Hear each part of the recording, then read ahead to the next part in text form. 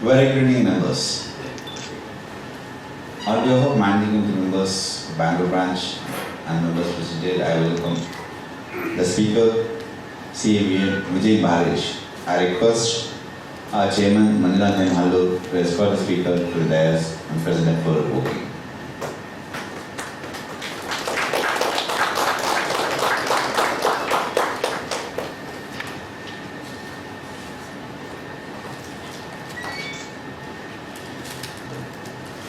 I request our chairman, Manjunath Hallu, to give a welcome address.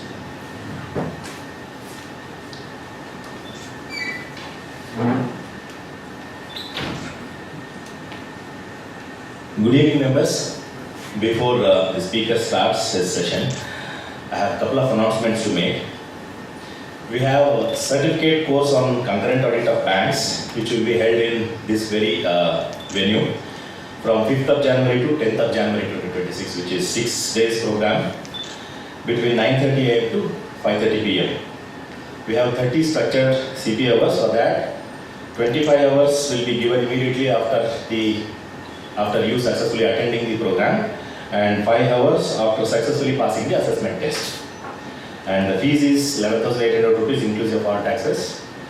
Members, please do take advantage of this certification course, and batch size is 75. We have few seats left, and there is too much of rush for CP hours program. So we'll be having full day seminar on full day seminar for 6 hours CPE at APS College of Commerce on 26 December 2025 on ESG. It will be a full day program, and another 6 hours full day program at again APS College of Commerce on 27th December 2025 on income tax and GST. That will be from departmental perspective.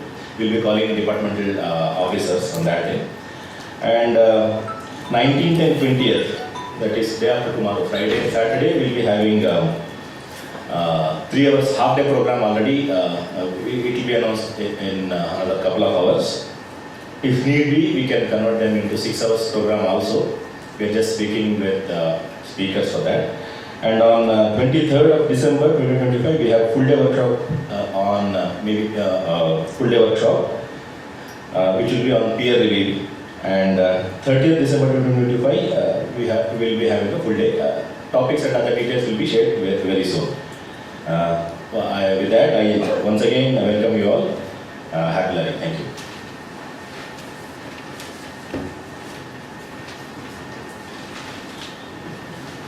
Now it's my privilege to introduce the speaker. Vijay Bharech is a partner with Deloitte India, based in Bangalore, with over 15 years of experience in taxation and social security advisory. He specializes in employment tax, stock-based rewards, and social security compliance and advisory, helping organizations navigate complex regulatory environments. He advises clients on payroll and employment laws and supports organizations through their transformation journey, aligning compliance with business strategy.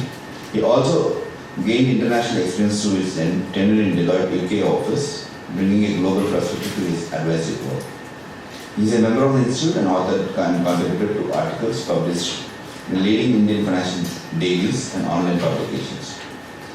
He actively contributes to the profession as a member of Human Resources and Industry Institute Interface Expert Committee at the Bangalore Chamber of Commerce and Industry. With this brief introduction, I hand over the mic to the speaker.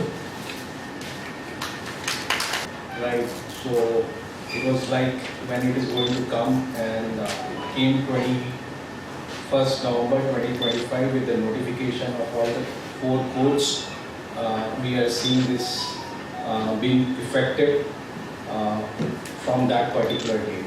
So what we plan to cover today is to give you what it entails in these 4 codes, what are the key changes which is happening, what are the key changes from a financial implications perspective or the compliance procedural perspective, and the last and most important one is, as an auditor, what are the things which you'll have to keep a watch out for as we audit from the legal codes perspective.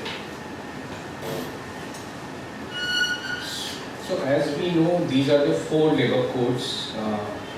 During the course of next couple of hours, since I may use acronyms for some of them, so Code on Wages, Industrial Relations Code, typically used as a IR code. Then the third one is the Occupational Safety, Health and Working Conditions Code. And last one is the Code on Social Security. Occupational Safety, Health and Working Conditions Code, you will hear me calling out OSH code for next couple of hours. Now if you see these legislations, 29 legislations which has been subsumed, these have been in practice for many years. Some goes back to 1935, right, Payment of Wages Act. And the government had been working on consolidation of these acts for many years. Some of these acts, if you see the year in the act, right, it goes back to 2019, the year when it was tabled in the parliament and then subsequently it was passed by the parliament. And President SCM was also received for most of these codes sometime around 2021. And subsequently, draft center rules and the state rules were also issued. Only thing which was pending, as we know, the notification of the code. But in last couple of years, some of the provisions of the code were notified largely from an administration's perspective. If we recall, around 18 months back, there was a discussion around enhanced pension, right, from a EPS perspective. That time the government had used the provision of the Code on Social Security. Now, what are the key changes? Before that, the objective is to bring the uniformity in the way you read the code, because you will see that the definition of wages now it is same for across all 4 codes. Earlier, when you were looking the definition of wages in these 29 legislations, those were varying the way you were calculating for provident fund or the way wages or the salary was being considered for the ESI or the statutory bonus. It was very different. Now, second thing which is very important and to be kept in mind is with the consolidation of these acts, there is an expectation that the compliance requirement will also streamline, and that is something which we will see in the final rules, which will be issued sometime in the February-March. Before that, the draft rules will come, and mostly we are expecting that sometime later this month, and maybe we'll do a follow-up session sometime in the beginning of the say 2026, once the draft rules or the final rules are out. So these are the 29 acts which has been subsumed. I want to call out some of the acts very specifically here. The 4th bucket, OSH code, Occupational Safe Health and Working Conditions Code. The first act which is subsumed there is Factories Act, right? Factories Act was typically applicable only to the factory setups, right? Not for the service sector or the trade organizations, right? But since it has been subsumed in the OSH code, and OSH code being applicable to all the establishment including the service sector, now some of the provisions of the Factories Act which was not applicable to say service sector, right, it will be applicable. So that is one of the key implication point which is driving impact, like leave encashment, what we will discuss at later point of time, overtime, the payment of wages provisions and all, workers provisions which was there largely in the Factories Act. Then the other act which is missing from these 29 acts, right, that also it is good to know. So there are 2 acts which I want to call out. One is the Apprentice Act, which is there for many years, and it is applicable to all the organizations with 30 and more workers to have apprentices in their organization. That has not been subsumed. That act will continue as it is. Second one is the Shops Establishment Act of the respective states. As you see in Karnataka or any other state, you have the Shops Establishment Act, which largely drive the provisions related to payment of wages, overtime, working hours, leaves, carry forward of leaves. Those will continue. So when we read these 4 codes, we'll have to read along with the rules of respective states also, and the respective SNE Act also, so that whatever conclusions come out of reading these three acts and the rules, then you'll have to take a considerable approach there. Now if you see code on wages, primarily it has subsumed payment of wages, minimum wages, payment of bonus act, equal remuneration act. Code on social security is one where largely the financial implication triggers, right? Because it has subsumed Provident Fund Act, Gratuity Act, ESI Act. These are the large ones where employers have a contribution towards, and it has a bearing in their employee expenses cost, right? Apart from these, in the Code on Social Security, there are certain acts with respect to the specific industry, and there is a Maternity Benefit Act also which has been subsumed here. Industrial Relations Code, again, it is very key. One of the act which has been subsumed here is the Standing Order Act, and if you will recall, standing order, there has been exemption, at least in Karnataka, for IT sector for many years, right, and it was kept on extending. Now with the code coming in, that exemption will go away. So that is something which we'll have to keep in mind. OSH code, apart from the Factories Act, the other key act which has been subsumed is the CLRA Act, Contract Labor Act, which triggers when you hire workers or the contract labor through a contractor. So that has been subsumed under the OSH code. That is something which we'll discuss in detail. Now, I'll just come back to these two slides. I'm not skipping those. So, when 21st November came, what changes it has come, we'll have to read it this way. Code has been made effective from 21st November. Now, each act comes with the rules, largely from a procedural perspective and how the administration will work. That has not been out and published yet. Those draft rules are there for many years. But in the communication on 21st November, it was mentioned that draft rules will be reissued. It will be up for the public consultation for 45 days, and thereafter the final rules will come. So if draft rules come, say later this month, then it will be open for public feedback, say mid of February, and the final rules may be issued sometime in the March, so that the full-fledged code implementation you see from the 1st April 2026. Now, labor being a concurrent topic in the Indian Constitution, both the state and the central government have the rights to issue and frame rules around this. So states also have to be onboarded, and there are certain provisions which empowers state governments to issue rules around that, say provisions like insurance of the gratuity, what we saw I think a couple of years back in Karnataka. And this slide covers the current status of the draft rules which has been issued by most of the states till date, right? Barring some of the states, if you see in the pending one, not many are there. All the states have issued the draft rules in the last couple of years. Maybe once the central government issues the draft rules, state may also issue the draft rules to align with some of the provisions. That is something which we'll have to keep a watch out for, right? So, a question. So from 21st November, the act is already in force, so the whole provisions are no longer I'm coming to that. So the way it has been mentioned, Acts code sections are in effect from 21st November, but those sections which have got a bearing on rules, right, those have to wait once the rules are out.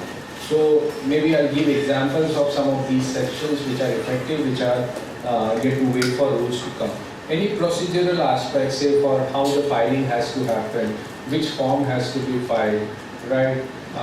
Then, say for example, Karnataka, the gratuity insurance, state government has to issue the rules.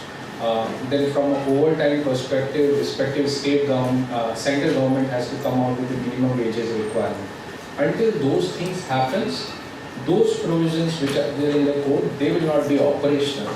Okay, rest of the provisions which does not have a bearing on the rules or any other clarifications, they are effective. Now, what are those provisions which are effective? The first and foremost, which everyone is talking about, the definition of wages. It is effective from 21st November. Gratuity payout to the employees who are leaving the employer on 21st November or thereafter, it has to happen on the new definition of wages. That provision is already effective, while there are certain clarification which is expected to come, but the way the provisions are drafted today, it is effective. There is no bearing on the rules, if I have to put it that way.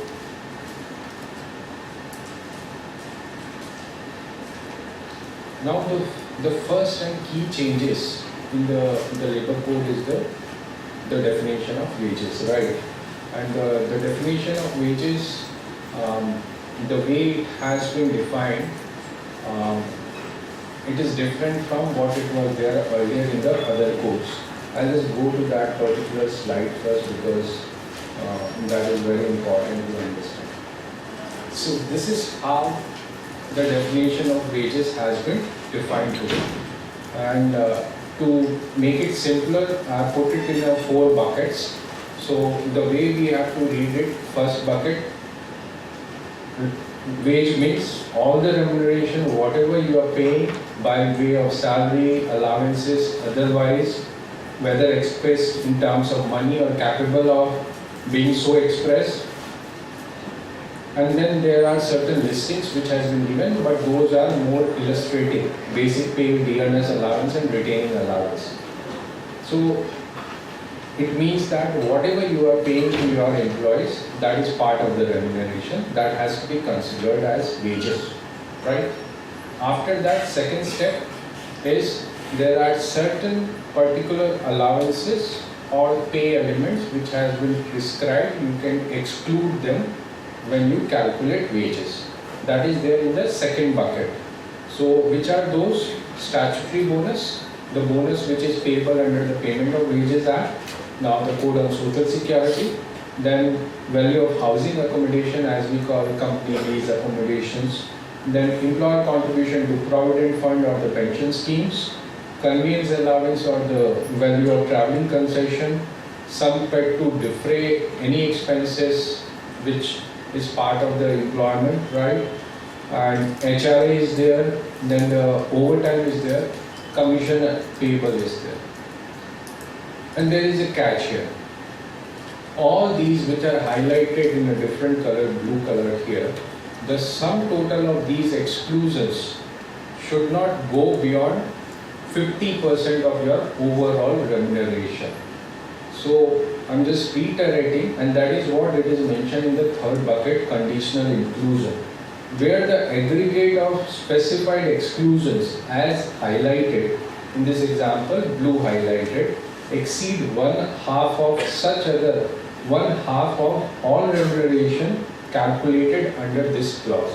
So 50%, if these exclusions go beyond 50% of your remuneration, then you will have to add back. That becomes a deemed inclusion concept. So primarily, your wages has to be 50% of your total remuneration. It can be 100% also depending upon your comp structure. You don't stop at 50%. Here, couple of things are there which you'll have to keep in mind. The exclusions has been provided for the bonus, which is statutory bonus, not the regular variable pay and other bonuses. While the expectation is that there could be certain clarity around that, but the way the definition is drafted today, there is exclusion only for the statutory bonus, not for the regular bonus or variable pay, while there is exclusion for commission pay, right? The other two components which are completely excluded is the gratuity payable, which you pay normally at the time of leaving the organization anyways, and the retrenchment compensation. So that does not need to be included in the definition of wages. Now the fourth bucket is value of remuneration in kind. That also is expectation that there will be certain clarity around this, because the way it is mentioned, where an employee is given remuneration in kind, the value of such remuneration, to the extent it does not exceed 15% of your wages payable, it has to be considered as wages. So the way it is drafted, it is not clear. Say today, if you are giving car lease as a benefit, or many companies give ESOPs as a benefit, whether those has to be considered as wages or not. That is something, an expectation is that there would be clarity along with the rules or a separate FAQ. But having said that, just reiterating, any employee who leaves the organization on or after 21st November, this is the definition of wages which becomes applicable for payout of gratuity. Now, just to close the loop, the 20 lakhs threshold for the payment of gratuity, which was there in the erstwhile Payment of Gratuity Act, that holds good. So even if it is payable under the definition of wages, that threshold remains hold good. So that is something which you'll have to keep in mind until unless that threshold gets repealed. I'm just giving it. Those blue highlights, you have something which are more annual in nature, like statutory bonus and commissions, right? These are paid annually. But how do we calculate the 50%? So, see, typically this provision will be applicable for gratuity payout, PF payout, ESI payout, and the other contributions. Gratuity is anyways last round wages when you leave the organization, so it is manageable. PF, there was a lot of question around that, how do we calculate month on month, because these numbers are moving numbers, right? So lastly, government has clarified, and so PF scheme has not been repealed. What does that mean? That the ceiling limit of 15,000 continues. So today also under para 26 of the PF scheme, any contribution beyond 15,000 per month of salary is optional, right? And so either if your wage is less than 15,000, then PF contribution is mandatory. If your wage is more than 15,000, it is an optional, either to contribute or to opt out or to contribute on 15,000. That is there today. But once you start contributing, once a member, always a member, concept works there. Now, applying that logic, if, say example, today my basic salary is 30,000. Under the code on social security, that comes to 60,000, right? Today also, since it is more than 15,000, it is an optional for me to pay on 15,000 or 30,000. So under code also, even if my wages is 60,000, I can continue to contribute on 30,000, which is more than 15,000. And that position has been clarified by the government. Last week they have come out with certain examples specifically on the PF, that from a PF perspective there should not be any disruption once the code comes in. It should not be impacting the take home of the employees. And if you look at this was the position which was also held in the case of Marathwada Gramin Bank ruling by the Supreme Court, where they had clarified any contribution beyond 15,000 per month, it is an optional, right? Up till that, it is mandatory. So PF, no challenge. Gratuity, again, it will be a challenge because it goes on the last round wages. So if you leave the organization and the previous month, some components may be there, some components may not be there, right? So whether you do the average out, right? Now the variable pay, say for example, some organizations pay in the month of December. Okay, and someone leaves in the month of March, right? Variable pay was not there in the last round wages. So whether it has to be considered or not considered, or it has to be prorated, I believe some of these will gain clarity once these FAQs are out. So these are some of the open points for one-time payouts, variable pay, remuneration in kind. But having said that also, there are certain components in normal salary structure which will now have a trigger from a wages perspective and increase the cost towards gratuity. So if I have to take a very simple example, an individual with a basic pay of 20,000 per month, HRA is 10,000 and special allowance is 10,000. So total is 40,000 per month. Today, what we are doing, 2,40,000 is the annual one, and that is the amount you consider for the gratuity purpose. So if someone leaves the organization, right, okay, after 10 years of services, what we do, basic salary multiplied by 15 by 26 into number of years of services, which is 115,384, right? Now, under the code, what will happen? The example, the definition, what we saw just now, you will take the entire remuneration, what you are paying to your employee, which is 40,000 in this case, right? 20,000 plus 10,000, 10,000. The second step is to look at the excluded components. Which is the excluded component here? HRA is the excluded component. You exclude that, so it comes to 30,000. So 30,000 will become your wages, and 30,000 is more than the 50% of the overall remuneration. So there is no deemed inclusion in this particular example. If that number would have been 15,000, then at least you will have to pay on 20,000. At least in this example, since remuneration is 40,000 per month, the wages will be at least 20,000. It can be higher than 20,000, and you can see that this is 30,000 here. And the gratuity payout increases. Now, the gratuity payout, since it increases from a financial impact perspective, it has a bearing on the financials in twofold. It increases the ongoing accruals in the financial statement going forward. Also, since it relates to the past service period, there will be a one-time implications also in the books, which you will have to calculate and make a provision for in the financial statements also. And that could be a huge impact, keeping in mind the past service period. So this provision will be in December quarter. So, since the Act has become applicable from 21st November,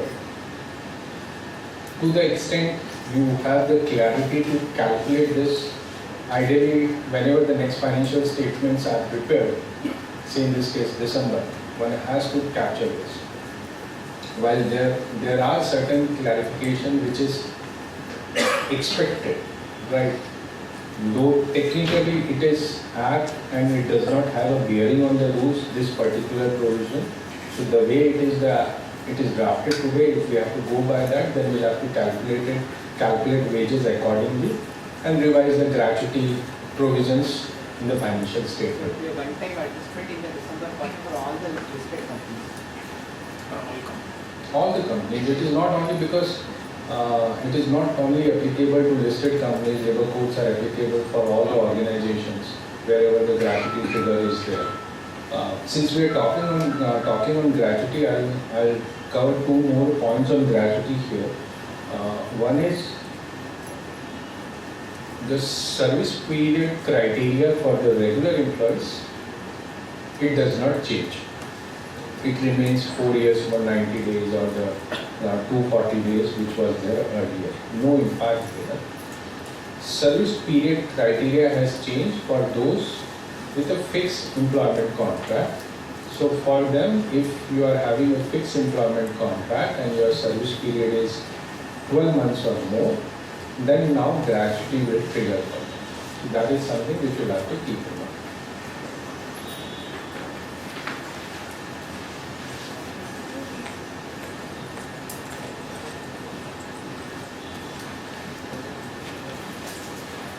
So exactly the same point which I was referring to, gratuity, just to sum up. Now, until now you were calculating on basic salary, now on the wages. It will have an impact on the one-time impact, and the ongoing OPEX cost will also increase. Since there is no dependency on the rules, in a way it is effective. And the cost impact for the FTEs also, fixed term employees also, until now the gratuity was not triggering if their service period was less than 12 months. Now it will trigger. Provident Fund, as we discussed, 15,000 ceiling limit will continue to hold good as long as wages is more than that, and you are paying on erstwhile basic salary which is more than 15,000, then there is no implication as such. Other 3 points will come and discuss at later point of time. Now let's start with the first code on wages. It has subsumed 4 acts: Payment of Wages Act, Minimum Wages Act, Payment of Bonus Act, and the Equal Remuneration Act.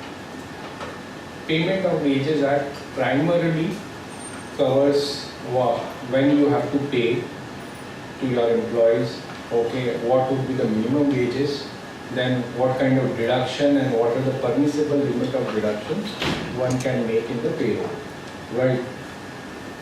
The key one from a payment of wages perspective here is the first one. Earlier, there was a threshold of 24,000 per month. If salary levels was less than that, then the Payment of Wages Act restrictions used to apply. The restrictions like you have to settle the wages by the 7th of the subsequent month. The payroll deductions cannot go beyond 50% of your, say, left side of the pay slip, if I have to put it very simple way. So those restrictions were there if your salary levels was less than 24,000. Now that threshold has gone up. So it has become applicable to everyone. What does that mean? It means that typically in an organization as an industry practice, someone who joins after a particular payroll cutoff date, salary is paid in the subsequent month for say 7 days of this month and the subsequent month. Now that will not be permissible. You will have to run the salary cycle once again to ensure that the individual who joins, say even on the last day of the month, they get salary by 7th of the subsequent month. So that is something, a process impact which you'll have to keep in mind. That provision has become effective immediately, no bearing on the rules. Okay. Second one is your recovery or the deduction which can happen in a particular month, the third bucket, permissible deductions. Those aggregate deduction cannot exceed 50%, right, of your wages for that particular month. And there is a specified list of those deductions which has been given, which is Provident Fund, pension, tax, advance recovery and all. So this is something which you'll have to keep in mind because in many organizations where say employee stock purchase plans are there, then there could be a right side reductions if salary advances are there. But this particular provision has got a bearing from the rules. Okay, so this can wait till the final rules are out. This 50% recovery, while the payout of the salary by 7th of the subsequent month, that is already effective. The third one, which is very key from this particular payment of wages perspective, is full and final settlement in 2 days from the date of leaving the organization. And that is something it was there already in the Payment of Wages Act, but as I mentioned, it was applicable only for those whose salary levels was less than 24,000. Now it has been made applicable for everyone. Now the question is, the 2 days timeline is for the entire settlement or only for the wages? Because the way it has been mentioned that 2 days timelines is for the settlement of wages. Because gratuity anyways you have timeline of 30 days to settle the gratuity, right? So wages for that particular month now will have to settle within the 2 days for the exit cases. That is something which you'll have to keep in mind.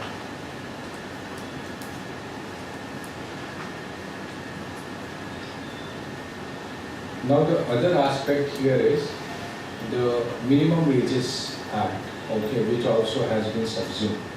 And earlier the Minimum Wages Act was one of the drivers towards the payment of overtime, right? Wherever the minimum wages was there, you need to pay the overtime from the that particular act perspective, while respective state also has a SME Act, Software Establishment Act, which also mentioned the overtime requirement. And as I mentioned beginning of the session, Swaption Establishment Act does not get subsumed under any of the codes, so those provisions continue.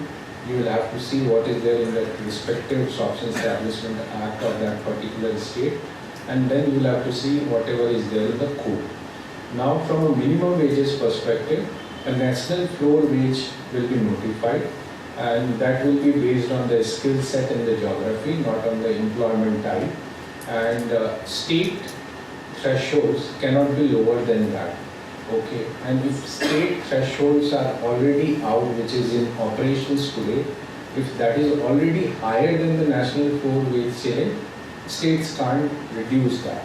So that is something which has been mentioned in the code. And the other change which is there from a minimum wages perspective, it was only for a specified scheduled industries or a specific employment cases. Now it will be applicable for all the employees where minimum wages they will prescribe. Again, since it is a trigger for the overtime and minimum wages notifications are not yet out, so this particular provision can wait to be effective once the notifications of the rules are out, not effective immediately from 21st November. The other one is from a Payment of Bonus Act perspective. As we know that Payment of Bonus Act used to trigger for those employees whose salary levels was less than 21,000. Those ceiling limits continues the way it was today until unless we see a repeal of those ceiling limits at later point of time. Only thing is that now you will have to calculate wages as per the new definition compared with 21,000. And then if it is lower than 21,000, then you will have to pay the statutory bonus. Nothing else changes. So in this example which we saw earlier, for example, 20,000 was the wages from a Payment of Bonus Act perspective, and statutory bonus was supposed to be paid. Now with the new definition of wages, if it becomes 30,000, then you don't get triggered under the Payment of Bonus Act requirement. So that is something which you have to keep in mind. So depending upon the salary structure, there may be some employees who may be eligible now, there may be some employees who may not be eligible now. And overtime, again, just to reiterate, overtime provisions are there in the code on wages also and the OSH code also. OSH code largely, as I mentioned, it subsumes Factories Act, where there was a reference to workers, and typically in all the provisions worker reference has been given. And OSH code mentioned that overtime has to be paid for the workers, while the code on wages says that it has to be paid for all the employees. So there is a bit of clarification which is required where it will trigger, whether it is triggered for all the employees or only for the workers. We will get into a definition of worker in later point of time, who are the workers and how it is differentiated from an employee perspective.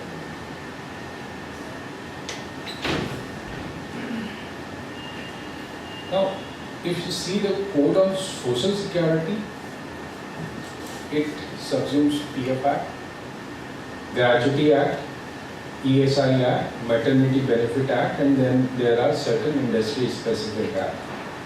PF Act and the scheme has not been repealed. So as I mentioned, while the contribution has to happen on the wages, but as long as it is more than 15,000, no disruption. And one thing which you'll have to keep in mind here, the period of limitation has been introduced, okay, under Code on Social Security. So the notices, any new notices which can be issued after 21st November, it can't go back to 5 years or beyond that, any liability beyond that. So that is something which you'll have to keep in mind from a Provident Fund perspective. Here, but one thing is for the international workers for the Provident Fund, who are the foreign citizens and for whom the one has to contribute on the full salary minus certain specific component. And for them, 15,000 threshold, as we know, for the international workers who holds foreign passport, it doesn't apply. So there you will have to contribute on the higher wages, which will come from this particular definition of wages, not on the basic salary. The third aspect is for the ESIC. ESIC also you would have seen in the last couple of days there has been a lot of clarification, and the government has also come out with around 10 examples by way of an FAQ. Similar fashion what I flashed, if your wages is today 20,000 and tomorrow 30,000, then the ESIC will not trigger in that 0.75% and the other contribution will not be required. But wherever ESIC registrations were required and you need to file a nil return, as we know, even if you don't have any ESIC covered employees, and the government has issued recently passed a scheme called SPRING, where which is ineffective till 31st December. So any organizations where ESIC was applicable and they have not registered, so the government has encouraged them to register, and there are waivers of offences and penalties whoever registers and make payout by 31st December. So that is something which can be looked at again. Gratuity, as we discussed, the two changes primarily. It becomes applicable for the FTEs for 12 months or thereafter. Now, if someone continues for 20 months, which is 1 year and 8 months, so then anything beyond 6 months, you will just round it off to the subsequent year, the way you do today also, right? So that is something which nothing changes. Only thing is 12 months is the introduction for the FTEs. 20 lakhs limit continues for either of the cases. The third one is the payout timelines of the gratuity, 30 days from the leaving the organization, that continues. So for those who have left the organization after the notification has come, the first trigger or the timeline is triggering on the 20th December. The last one of the chapter and the code on social security is on the gig workers. And gig workers, the way it has been defined, they are working out of formal employer-employee kind of relationship, and examples has been given to include the platform workers. And for them, none of these contributions will be applicable. The employer or the aggregator, in fact to put it that way, the aggregator will have to contribute 1 to 2%, okay, of the payout of the total revenue which is being generated to a social security fund which will be set up by the government for these gig workers, and a limit has been prescribed that particular contribution will not exceed 5% of the total payout to these gig workers. So the payout to the gig worker is 100 and the company's revenue is 1000, for example, then you will make a contribution of 1 or 2% of 1000, which is around say 10, okay, and since 10 is more than 5% of 100, so it will be restricted to 5. So those maths will have to be worked around. Again, this provision is not effective immediately because social security fund for the gig workers have to be set up by the government, okay, and there were states who had already come out with the Gig Workers Act and the rules. We'll have to see how it stands out, because for some of the provisions, the appropriate government, the way it has been mentioned, if you have 2 or more presence in 2 or more states, then the central rules will trigger. So what happens to the acts and the rules which has been already issued by some of the state government with respect to the gig workers, we'll have to see during the implementation phase.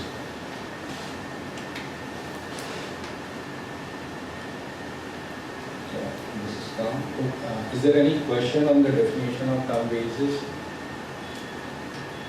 Not on the definition, but the higher limitation you mentioned, and then you also mentioned about the international workers where the contribution has to be an entire salary. Now I know a couple of cases where they realized 8 years later, 9 years. 2008. Huh? 2008, because that is when the international workers concept had come. Right. And a lot of organizations have received the notices and they made good of those contributions for 8-10 years. Right, But but some are still not done. But the limitation of 5 years is which is a welcome move. Which is a welcome move. It will freeze your liability for the last 5 years. So it's in the favor of the corporate. The way it has been defined today, yes, you can't go back. And there was a clarification also, it came on by the PF authorities with respect to the ongoing proceedings and the new proceedings. So it was mentioned that if any new notice will be issued, that will be issued under the Code on Social Security, and for that period of limitation will be 5 years. But this will not impact which are already in dispute. Those will have to get closed in the next 2 years.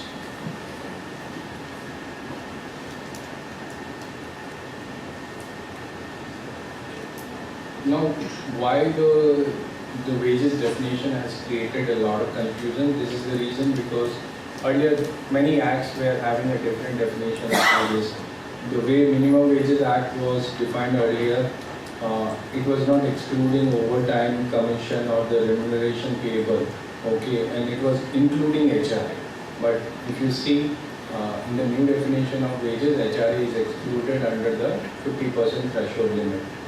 Similarly, under the Payment of Wages Act also, there was no specific exclusion for the HRA. Right now the HRA has been excluded, overtime has been excluded, and the award settlement remuneration also has been excluded. And Payment of Bonus Act, many organizations were reading the way the gross salary has to be calculated and compared with the 21,000 based on the interpretation of the term wages. There it was mentioned to include all the remuneration payable as per the terms of employment, and there was no specific exclusion. And that is where now with these certain exclusions coming in, the wages may come down, and then there are chances that there may be more employers who may trigger for the statutory bonus in your organization. PF and gratuity we discuss in length. PF, it is very clear now, 15,000 limit applies. And so this is another example. So if you see in this case, basic salary is 12,000, right? Statutory bonus is 3,000, HRA is 3,000, convenience allowance is 6,000, and special allowance is 6,000, with a total remuneration of 30,000. Now, under the Payment of say Minimum Wages Act today, as per the current provisions, basic plus special allowance plus HRA is included, statutory bonus gets excluded, and there is a exclusion for the convenience allowance. So your Minimum Wages Act wages today is 21,000. Similar provision is for the Payment of Wages Act also, which is 21,000. Payment of Bonus Act, primarily it covers everything with the exclusion for the statutory bonus itself. So it is 30,000 minus 3,000, which comes to 27,000, right? And from a PF perspective, primarily if you calculate as per the definition what it is there today, 24,000, but there was a threshold of 15,000 already there. And gratuity, it was last on basic salary, which was 12,000. Similarly, from a Maternity Benefit Act perspective, 27,000, and ESI also 27,000. Now, under the Code on Wages, there will be one wages, right? And if you have to look at how we calculate 30,000 total remuneration, then you exclude certain components, which were those statutory bonus, HRA, convenience, right? So 3,000 plus 3,000 plus 6,000, 12,000 is your exclusions, right? The third step, what you will do, you will check whether that 12,000 is higher than 50% of 30,000. In this case, no. So 12,000 exclusions can be given. So 30,000 minus 12,000, that comes to your 18,000, that will be your wages. If this exclusion would have been 20,000, for example, for these components, statutory bonus, HR, and the convenience allowance, then at least your wages has to be 15,000. But it can be anything up to 30,000.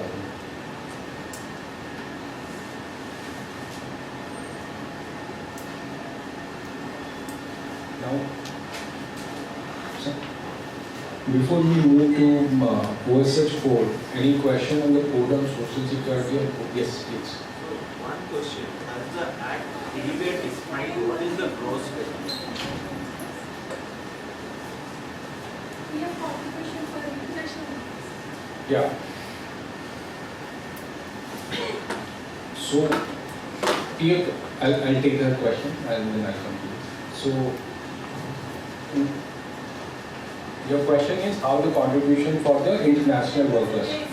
Yeah, so international worker concept is there. Non-Indian passport holder, that continues since PF schemes and the act continues. Only thing is the definition of term wages has changed.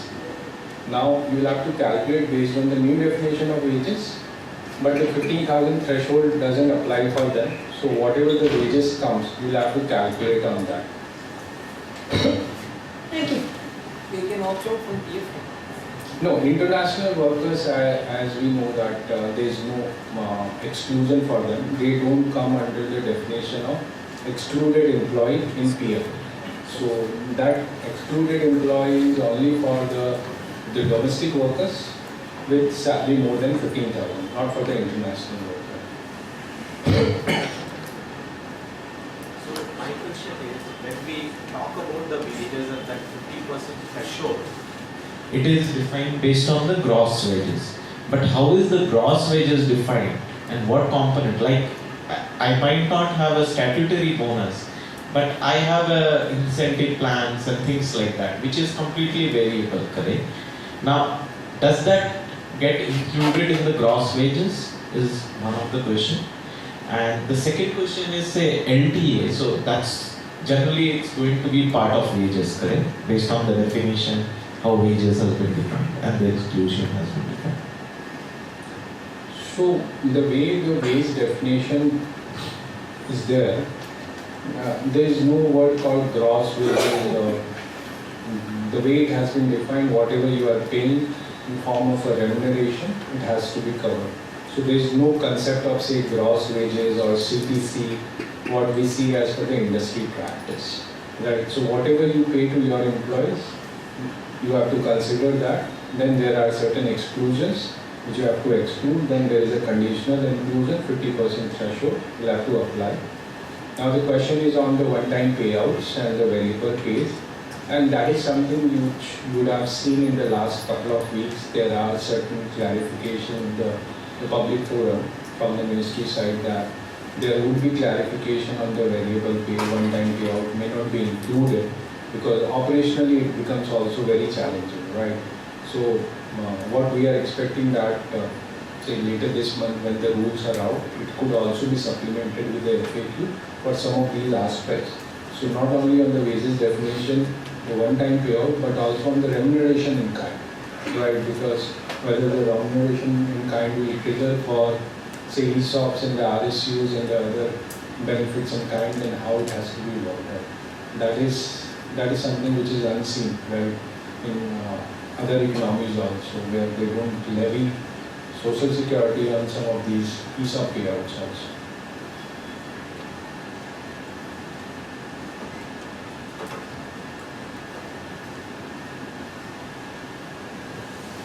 So OSH Act or the OSH code, as we saw, it subsumes primarily the Factories Act and the CLI Act, right? And the Factories Act, it used to have words like workers.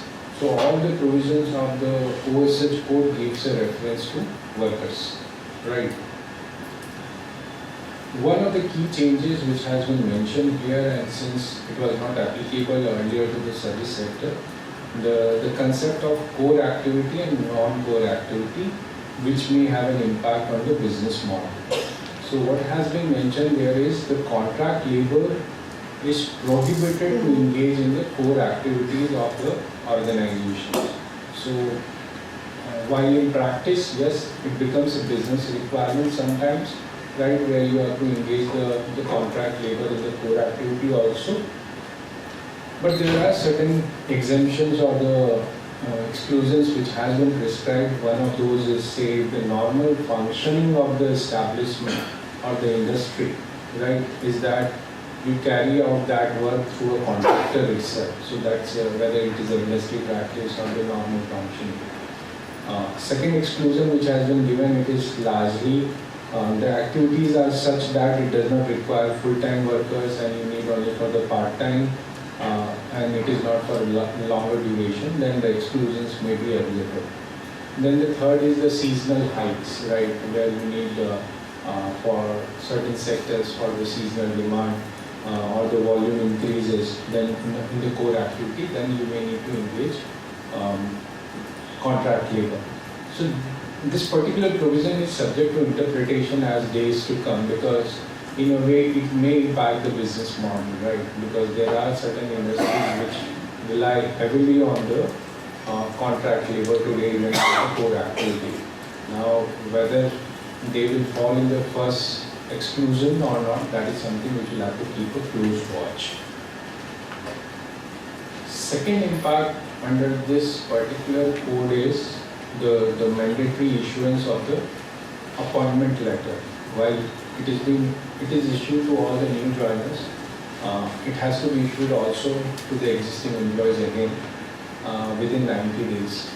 And the requirement is that all these new appointment letters have to have certain additional details, largely whatever there is in their today in the offer letters or the appointment letters. In addition to that, Aadhaar number has to be quoted, labor identification number of the establishment has to be quoted. So how in every organization will have to apply for labor identification number now. UA number also of the employees will have to be mentioned in the appointment letter. And these are not for the new employees only. These are also for the existing employees, which will have to reissue the appointment letter to them within 3 months. So that is something which you'll have to keep in mind. Third one is, and that is very critical, it is more from a leave encashment perspective. And as I had mentioned that the OSH code has subsumed the Factories Act, and similar provision out there in the Factories Act also. One, the worker, if they have a leave balance in excess of 30 days, then it has to be settled every year, not at the time of leaving the organization. At the end of the calendar year, any balance beyond 30 days, it has to be settled. And balance also up to 30 days, if the individual wants, they may ask for the encashment of that particular balances. Now what does that mean? One, if you are accruing your leave encashment provisions on the basic salary, now it has to happen on the wages. That is point number one, because OSH code describes that. And second, if you fall in the workers category, right, then there may be a requirement to do the encashment every year. So it does not only impact the provisioning, but also impact the cash payout. Here one catch is there. Most of the Shops and Establishment Act also has a leave encashment provisions or the leave carry forward provisions. So say Karnataka has 45 days limit. Now how that will work out, clarification has to come here. And the other clarification which is expected here, OSH code uses the word workers as I mentioned. Now if an organization has to do encashment only of leave encashment every year for those who fall in the workers category, how do you define the workers and what happens to the non-workers in the regular employer-employee kind of relationship in the same organization, whether you can have a two-leave encashment policy. That also becomes very tricky, because if you look at the worker definition, we'll come to that at later point of time, but at a high level, it excludes those who are in the administrative role, managerial role, supervisory role. But your, say, direct individual contributor kind of role, they may fall in the workers category. And then the employer may have to encash the leaves balances every year for them. Then for what happens for the balance employee. So some clarity is is required here because your SME Act also talks about the leave provisions and the carry forward and the encashment. This leave encashment is applicable for all companies, no exemption. Companies cannot mandate that you have to take leave. So, mandatory leave in what way? Like you can push, you can encourage for leaves, right? It's not asking them to go for leave, right? I think banks have this policy saying that go for mandatory leave. Yeah. So there we'll have to see if employees agree to that, and most of the employees agree to that, right? Because everyone needs the leaves these days. So these will have a bearing on your HR policies in a way. Okay, and many organizations do not carry forward today also. Okay, so for them it is a larger exposure in terms of cash flow. Not only the provisioning but the payout also. So when we stand with leave encashment in full and final settlement, Sorry. full and final settlement, leave encashment. So are we considering it among the likes of gratuity payoff, or are we considering ELS allowance based for 2 days? So full and final settlement has to happen for wages. And wages, if you see, it is not leave encashment, nowhere it covers that, right? But at the same time, it does not also exclude, correct? And leave encashment, whether you will categorize as any remuneration what you are paying, because the wages definition is quite broad, okay? So again, it is an interpretation question. If one-time payouts are out, okay, from the wages definition and a clarification comes, then the leave encashment will not trigger there. If a clarification doesn't come that there is no exclusion for the one-time payout, then the leave encashment could also form part of the wages. Because gratuity, you have a statutory timeline of settling within 30 days, leave encashment you don't have.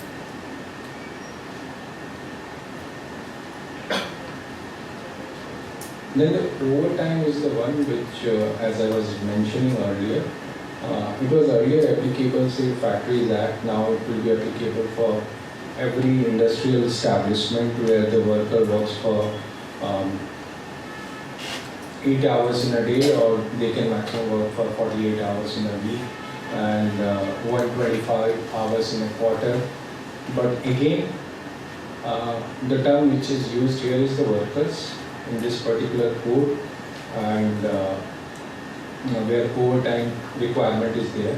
But as we saw in the code on wages, the overtime requirement is for the employees. So two codes talking differently. One talks about the overtime for employees, one talks about the overtime for workers. Then the SME Act is also there for all the respective states, which also talks about the employees and the overtime provisions. So there should be a clarity around, because if you go with the code on wages, all employees has to be covered for the overtime. And again, for the overtime perspective, now it is very important to obtain consent from the employees, whether at the time of joining or in the employment policies. Just moving to the next slide. Any questions?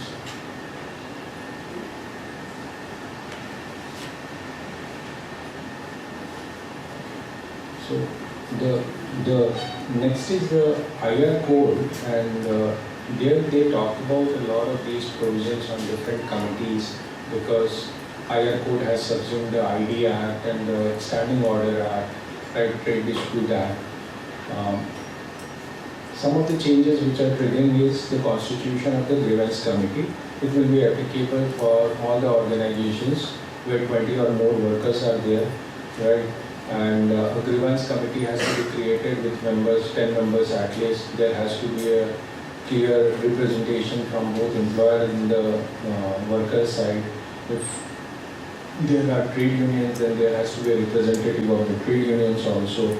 Women worker representation will also be required. And there is a timeline which has been prescribed to close the proceeding within 30 days of the receipt of the application. One thing which we'll have to keep in mind, many organizations already had some of these committee already. So now they will have to go back and check the way it was constituted earlier, whether it is abiding by the requirement of the labor code or whether there are any changes which will have to be done.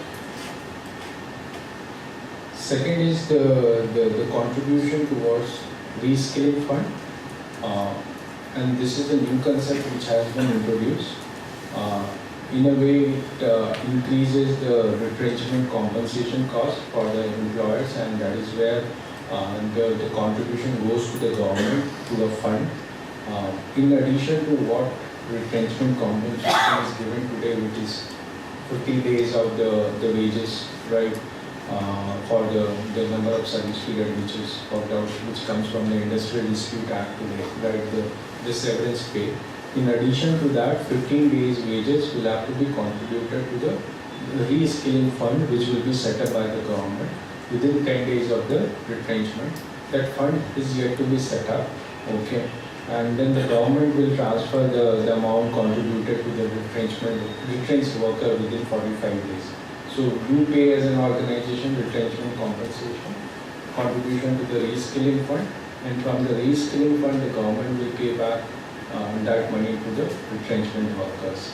And plus there are additional safety provisions are there when if you are looking back certain employees from that particular job description, there could be a priority which could be given to the retrenched workers, and also those provisions also will have to be seen.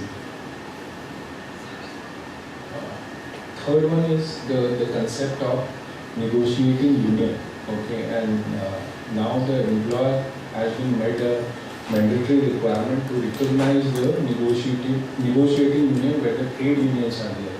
As some of these provisions are there from the Factories Act, so these concepts are being introduced, and there will be a requirement with respect to the standing orders also. As I mentioned, there was an exemption which was there in Karnataka for last 20 plus years for the IT years, where there was no standing order required for that particular sector. Standing orders are nothing but the kind of model code of conduct, what are the working hours, how the things are operated, and you publish it, and or you get it approved by the DLC, which is the Labor Commissioner's Office. So there is a concept called model standing order, which is there in the code.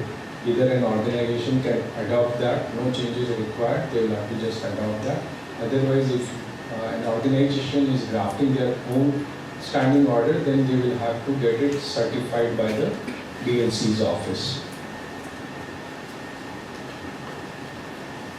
The fourth one, the gratuity which I mentioned, the FTE one, that is flowing from the OSH code, which mentioned that the gratuity is payable to the fixed time employees if your service period is more than 1 year of service. It does not change the service period criteria for the regular employees. Okay. The last one is in terms of the flexibility in terms of employment of women. Here also now there are certain conditions which have been prescribed for employment of women during night or before 6 a.m. or after 7 p.m. Okay. And so some of these requirements are that you need to take a consent at the time of joining or for these working hours. Crash facility has to be provided, okay, and the maternity benefit has to be available to these employees. So some of these, and the pickup and the drop facility has to be available. Some of these provisions are there in the Subsumed Establishment Act also of the respective states. So if I have to take Karnataka example, there I think 8 p.m. is the requirement. If you leave working hour is after 8 p.m., then you need to sign in the register, take a declaration, and the pickup and drop has to be provided. Now that has been preponed to 7 p.m.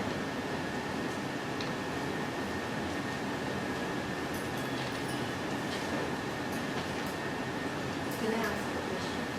See, this women-related benefits, like having a fresh facility, etc., is there any minimum number of women employees that we should have? Because we as employers here also have a lot of challenges in implementing these Those things.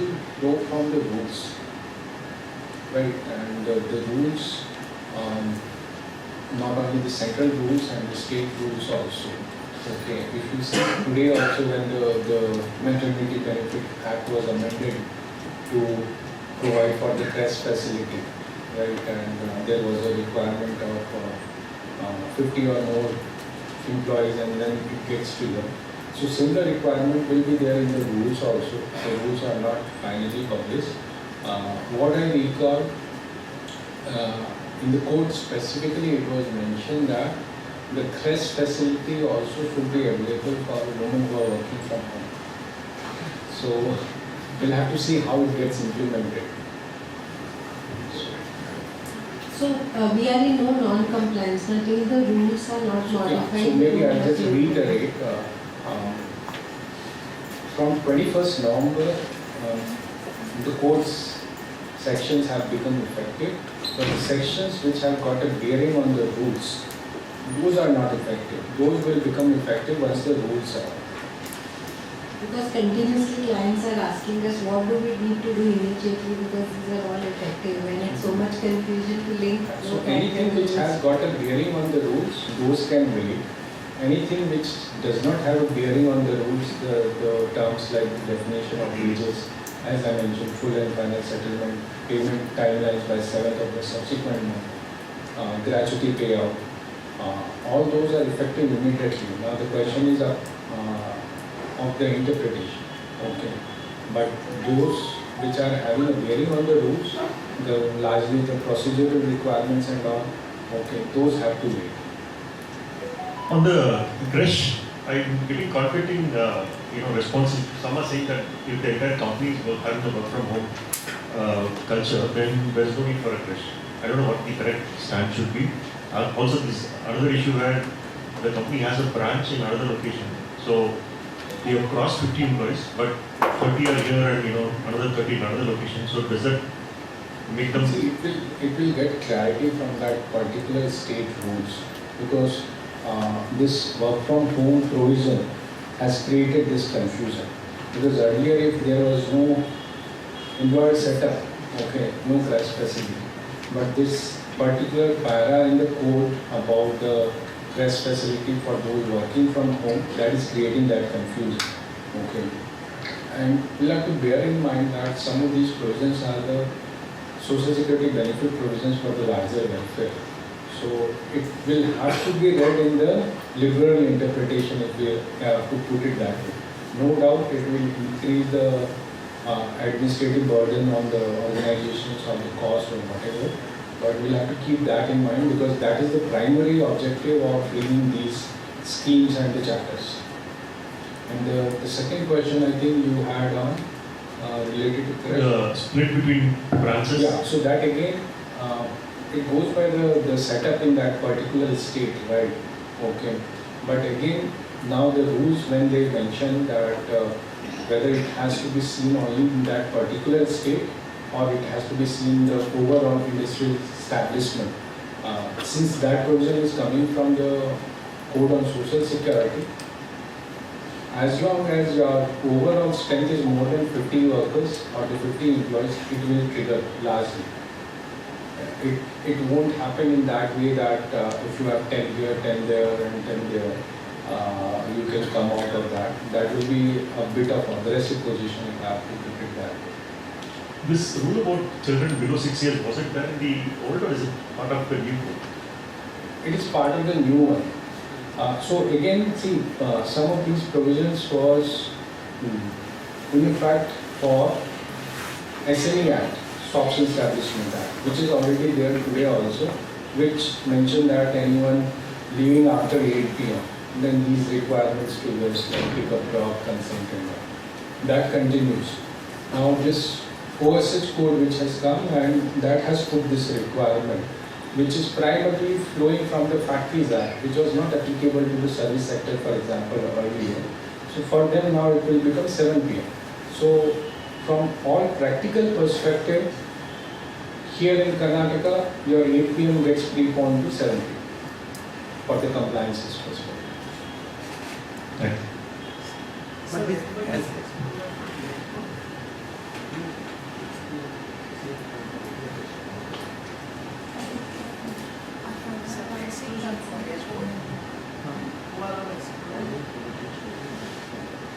Sorry.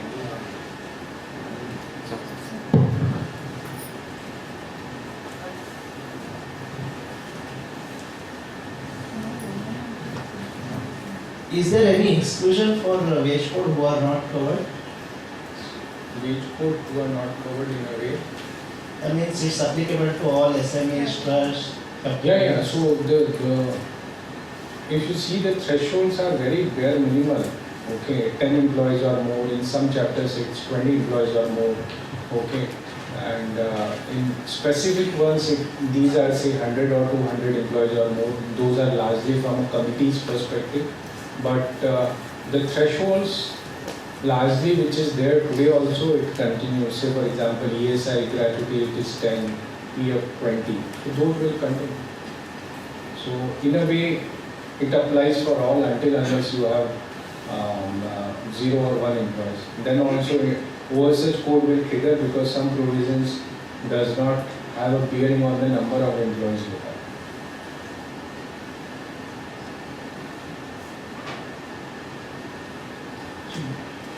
This is the definition of workers which I was referring to, and that has created a lot of traction. So if you see the second bucket, it says any person employed in any establishment to do manual, unskilled, skilled, technical, operational, supervisory, and includes journalists and the sales promotion employees. And then there are certain exclusions given. Some exclusions are very industry specific. I want to draw your attention to the last 2 buckets. The one is the managerial and the administrative, who is employed mainly in a managerial or administrative capacity, or who is employed in a supervisory capacity, drawing wage exceeding 18,000 per month. Okay, so largely all your employees, barring these 3 categories, managerial role, administrative role, and the supervisory role, with certain threshold of 18,000 wage limit. Everyone else is considered as workers, and the provisions which we were discussing around the leave encashment under the OSH code and all, that will trigger. So it is very important for organization to understand, analyze the job descriptions, roles and responsibility of those individuals, whoever are their employees, and understand which all category they may fall. Because there is no salary limit set has been prescribed except for the supervisory one.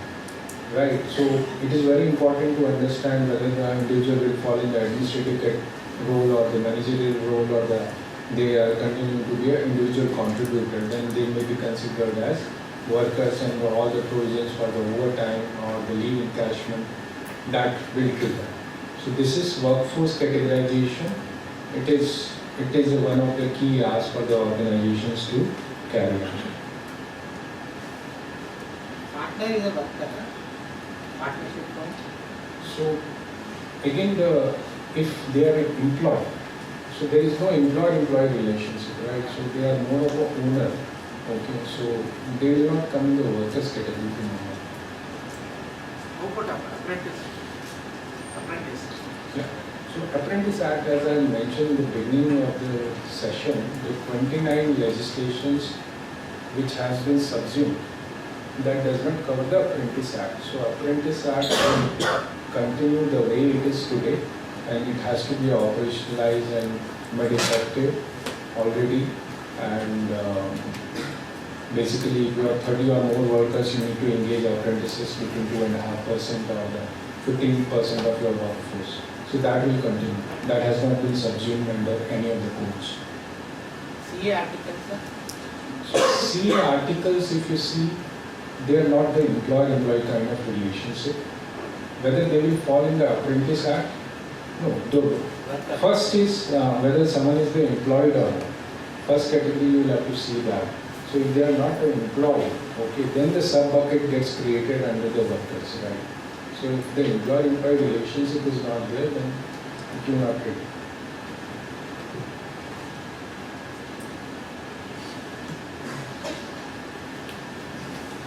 Now, as we were discussing, this is one of the code which remains today as it was earlier, and it has not been subsumed, right? And so when we read, say, code on wages, which describes the hours of work, or the OSH code which prescribes the overtime regulations, or the leave encashment, what we discussed, you will have to also read the respective state SNE Act also. See, Karnataka, it permits 45 days carry forward, right? But in the OSH code, it mentioned no lapse of leaves beyond 30 days, and it has to be in cash. So now what interpretation has to come on, whether whatever beneficial provision to the workers, that has to be given, because leave encashment provision is only triggering to the workers, not for all the employees. So that is one clarity which should come, okay, how it has to be read in the FAQs. And again, as I mentioned, Maternity Benefit Act and rest facility, it is there also in some of the SNE Act also. So whichever is the beneficial, so primarily the interpretation will come in a way that whichever is beneficial from an employee or the worker's perspective, that is where the view will lean towards. What we have seen in the past judicial precedents in these particular scenarios. Maybe we'll take a break, that's all. And then we'll resume again. Thank you.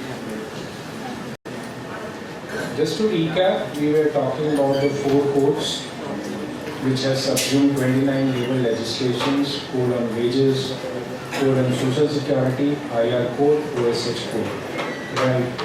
And some of these codes had subsumed the acts which had the different definition of wages, which was creating confusion. Now there will be one definition of wages.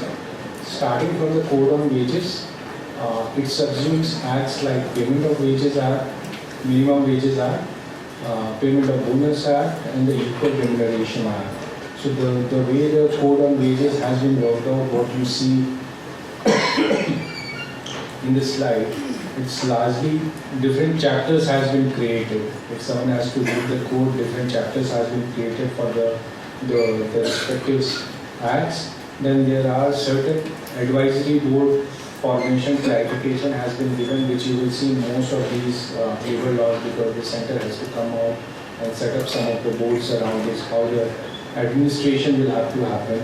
Then there are clauses around the offences and penalties. We discussed primarily the quantum of offences and penalties have increased quite a bit.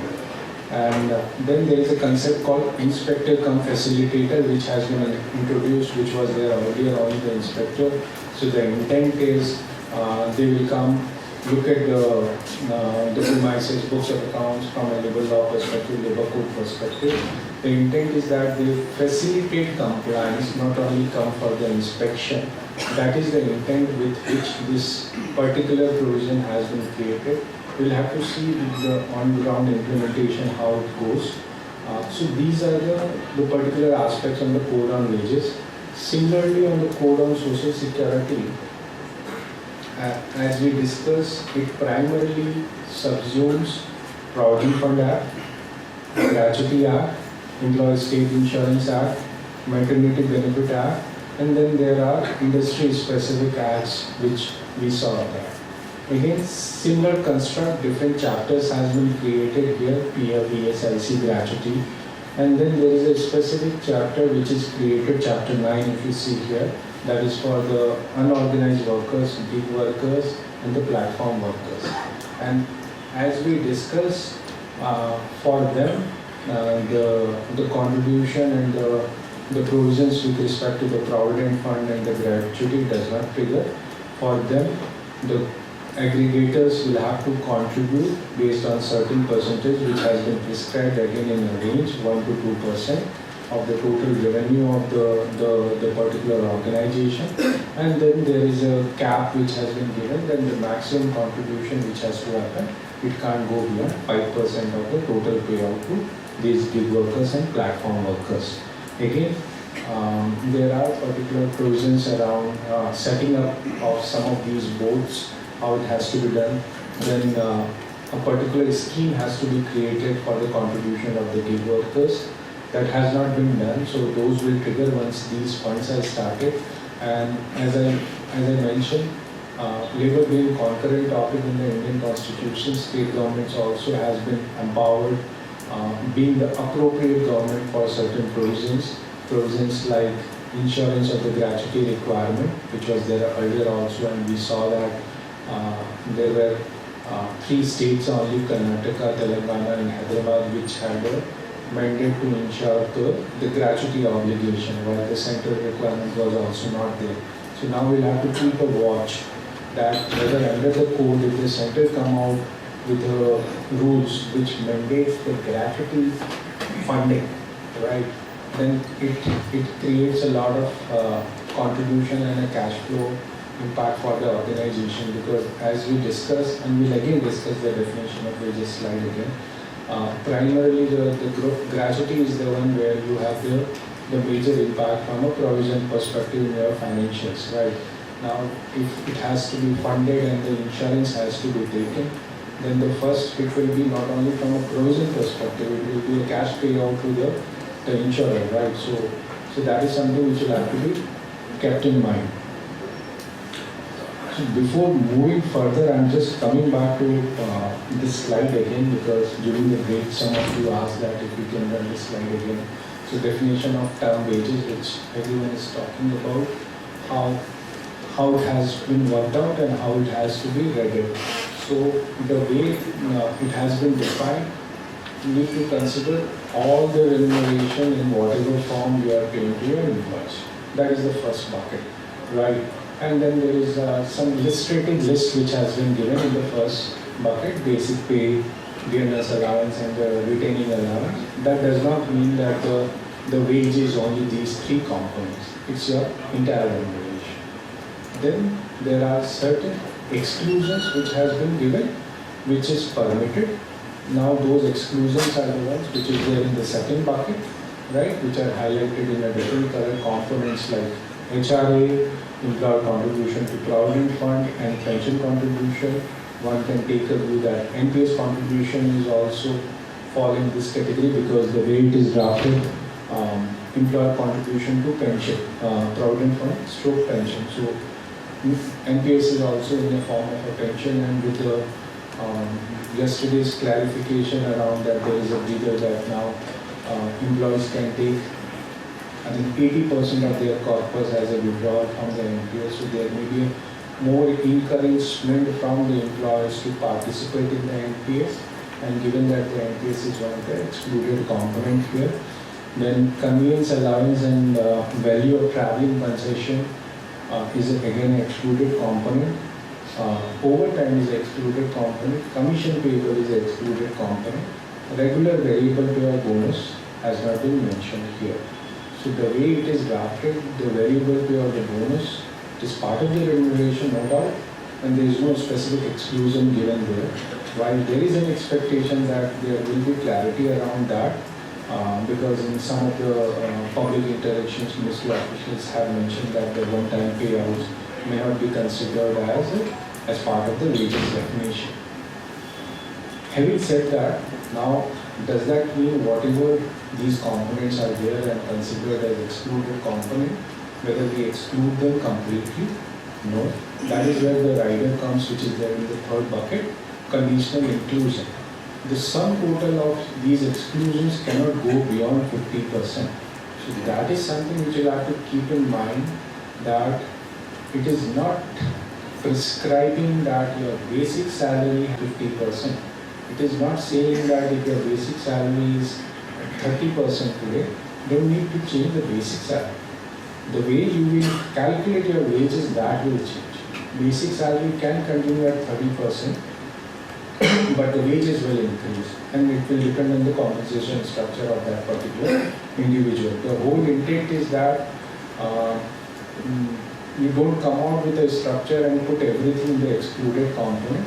At least 50% of your remuneration should be subject to social security. It could be 100% depending upon the structure.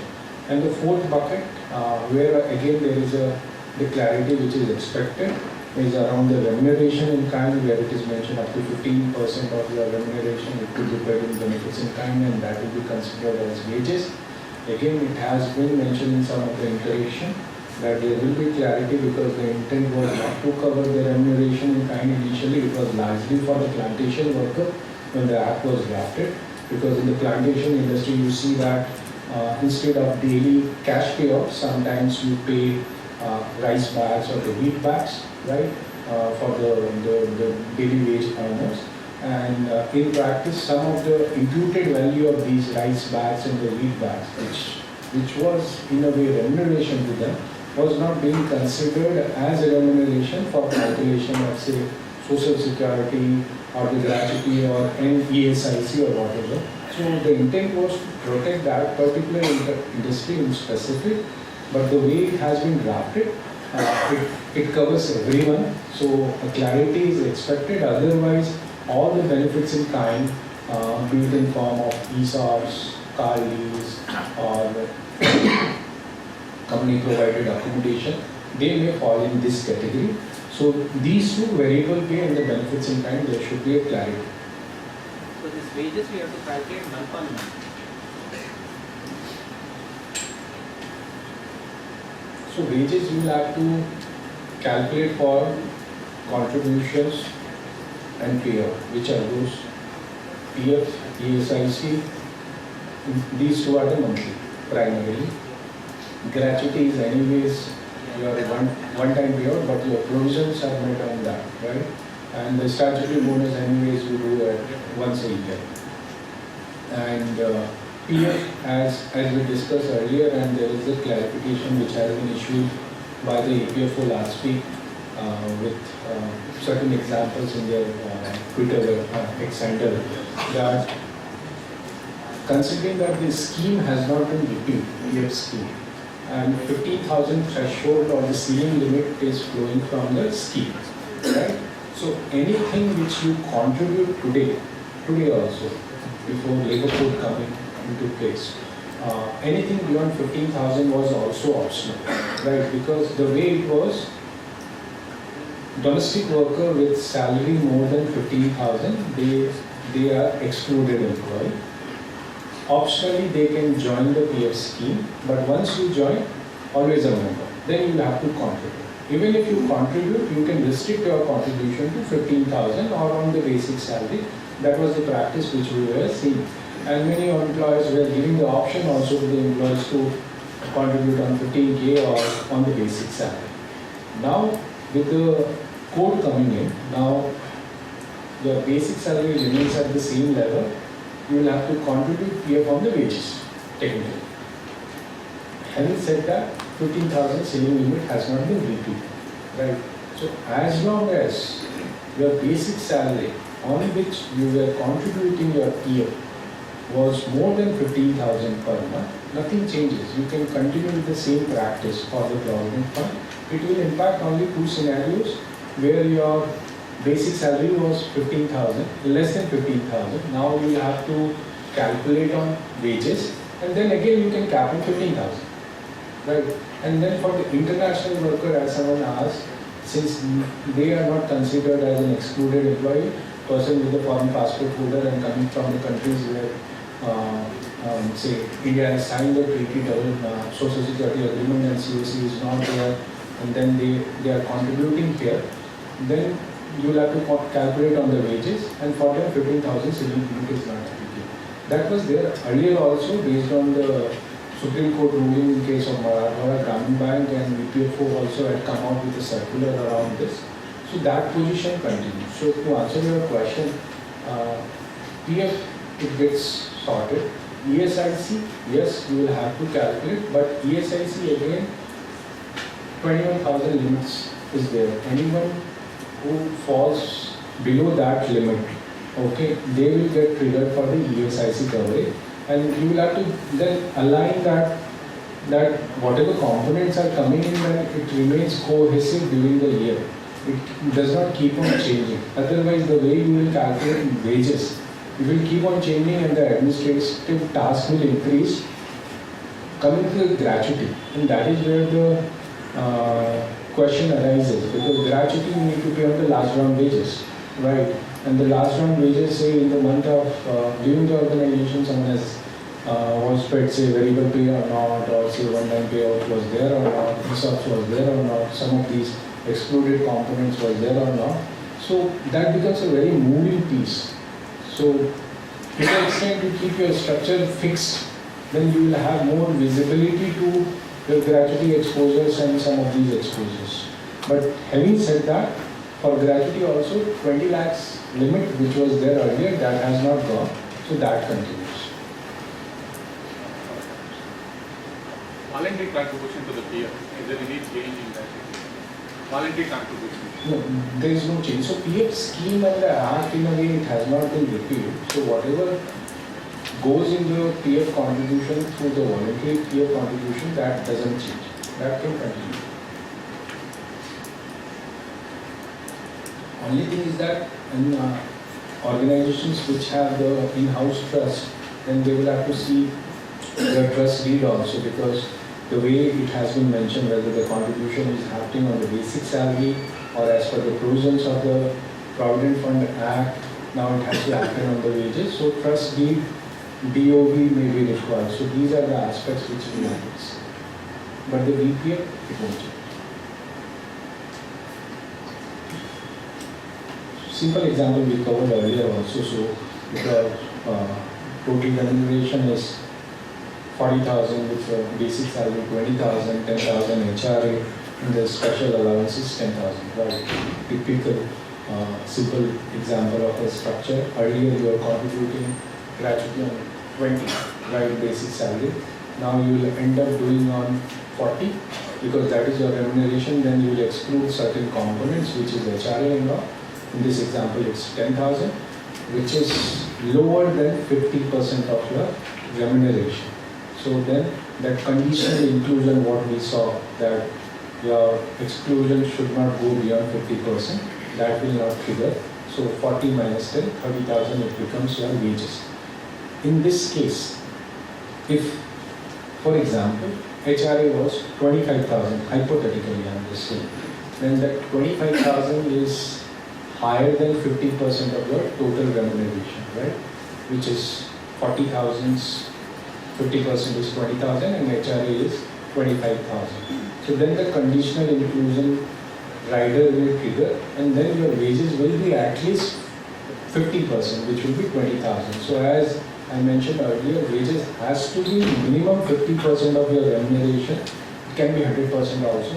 At the same time, you don't need to change your basic salary, because then it will have a bearing on certain payouts like PF and all, and it may impact the teacher.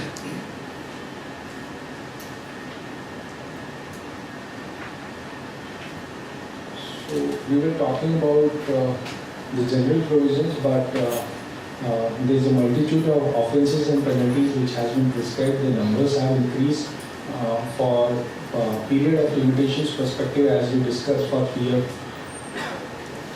5 years has been introduced, and it has been clarified last week also by EPFO that any new proceeding 5-year limitation will trigger. But if you see, for first instances in any of these offences, okay, there is a fine only, which is up to a certain sum. But in the subsequent, second and subsequent offences, prosecutions have also been added, right? And these fines and the damages and the prosecution were very lighter provisions in the erstwhile act. Now it has been strengthened.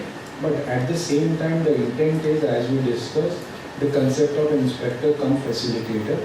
The way it will be visited first, that there will be encouragement to the organization to facilitate and the compliances of these requirements. After repeated offences, if it is not done, then these provisions will trigger workshop. So, if you see, for IR code specifically, even the first instances damages are quite high compared to what you are having today.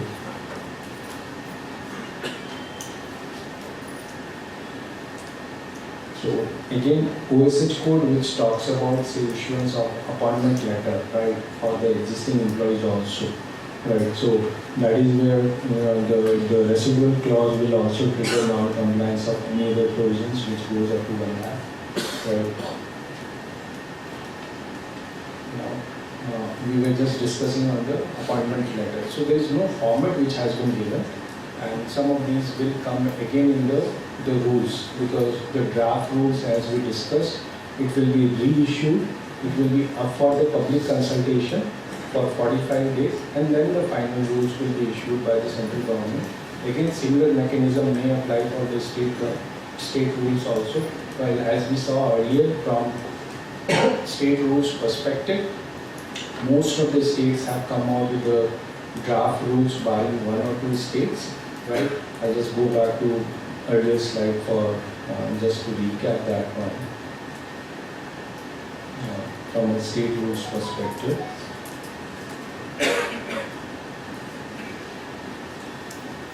Yeah, if you see the heat map, most of the states have come out with all the draft rules in the past couple of years, right?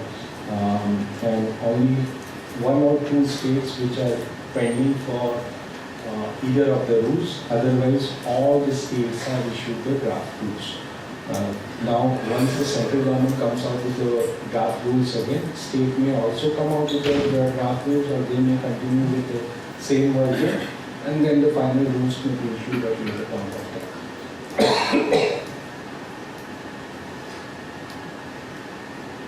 Just going back.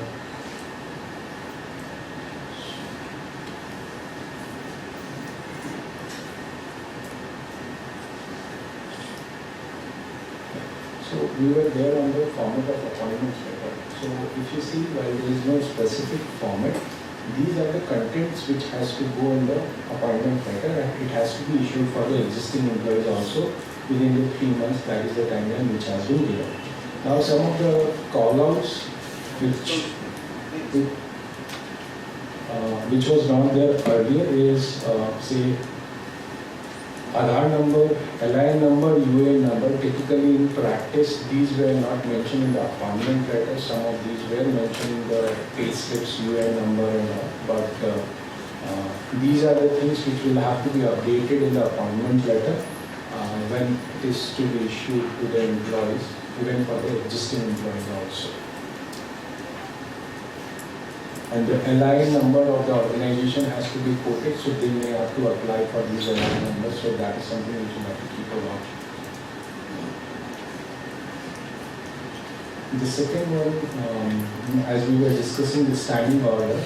Standing order is one of the act which has been subsumed under the IR code, there was a specific exemption in Karnataka for ITBS sector. Now companies will have to come out with the standing order. The timeline is around, what I recall, is for 6 months from the date of the commencement of the code. So the way it will work, either you adopt the modern standing order, what you are seeing, or you draft your own, and then you get it certified by the labor authorities. So typically in a standing order, what all goes, you have to cover the way of working as an organization. So activities like how the identity card is issued, okay, then how you are publishing your holiday and the wages, how it is being informed to the employees, what kind of SIP you follow, right, what are the service records you maintain and how do you maintain, right, what are the disciplinary actions which you take in case of any disobedience or any other matters, then how you are maintaining your attendance, right, and whether it is biometric or the registers, those things, typically a way of working is drafted, and for all practical purpose, many organizations will have a different way of capturing the order of the day, right, and then they will have to draft their own and get it certified and that may take a while. So that is something which they will have to plan after looking at the model standing order, that the way we operate as an organization, whether that is different from what is there in the model standing order. It also covers. This understanding order is applicable for all the establishments or? So model standing order provision, what I recall, I can re-verify that, but it triggers if you have 300 or more workers, not for all the organizations. You can check that, but what I recall, it's not for all the organizations. Okay. Then medical examination, how you are providing, and that is something I think which has come as a new requirement, that organizations has to provide the mandatory health checkup facility for the employees with 40 years and above age, which or to all the employees if it is a safety hazard industry. Okay. Then all these details, as we saw, it is there in the transfer facilities, grievance redressal. So some of these you will create the committees, but how you are operationalizing the model becomes your code of conduct in a way. So ideally, one should look at the model standing order the way it is today in the draft version, in the app. Look at what you have in the organization. If it triggers for you and you will be able to apply for the same, then so be it. Otherwise, drafting it, aligning with so many requirements as an organization, it will take time. So that is one of the things which you have to keep in mind. Then these are some of the forms, so registers and all. Now a lot of registers will get combined together, right? That is the whole intent of the codes coming in together, where you maintain one register, it can be maintained electronically.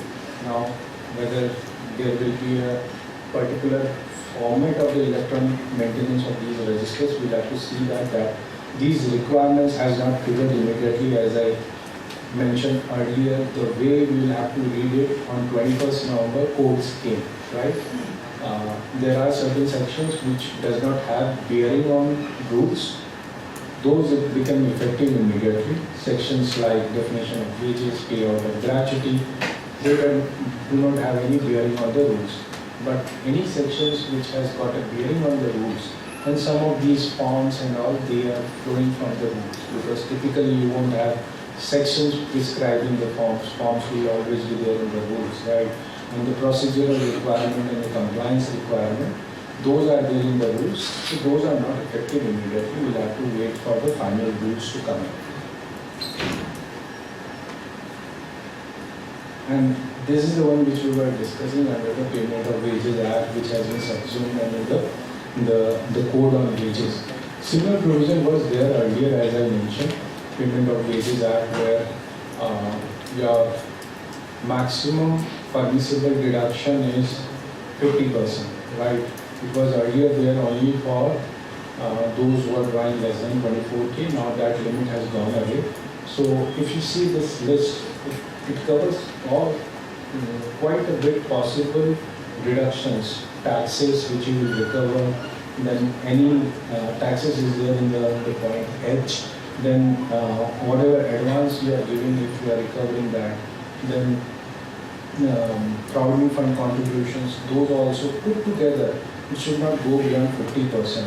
Now, as we know, many It organizations. includes absence from the duty. It is like, how can be that will be restricted to the people? So that is the question, how it is going to be implemented, and these are some of the feedback which has gone.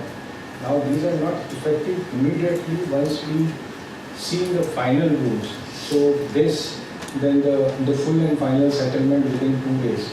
Those provisions were there in the Payment of Wages Act earlier for a certain set of employees, where these things were not practically triggering for those who were drawing less than 24K. They were having only basic salary, and say professional tax if applicable, it was there, or the PF was there.